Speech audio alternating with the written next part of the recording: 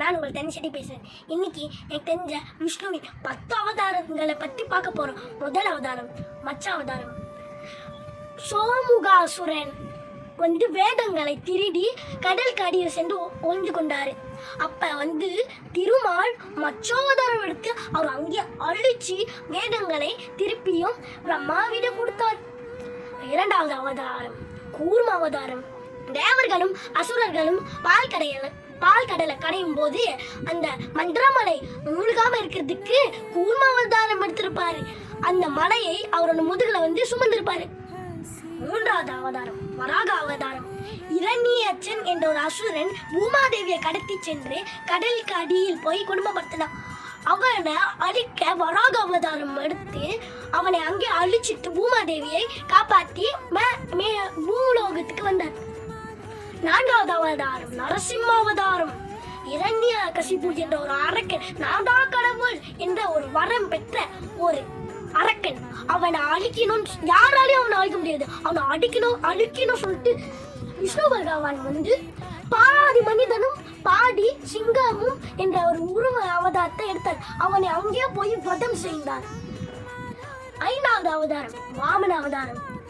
சிறு பிராமணாக இருந்து பெரிய உருவம் எடுத்து மகாபலியின் ஆணவத்தை அடுக்கி முக்தி கொடுத்தார்.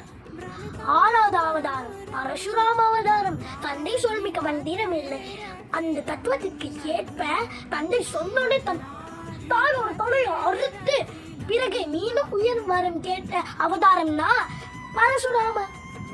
ஏழாவது அவதாரம் ராமர் அவதாரம்.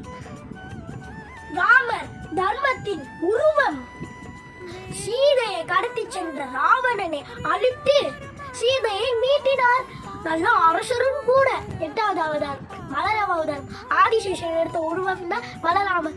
கிருஷ்ணனுக்கு அண்ணனா பிறந்து நிறைய அசுரங்களை வதம் செய்து கிருஷ்ணனுக்கு ஆதரவாக நின்று விவசாயிக்கு அடையாளமா இருந்தார்.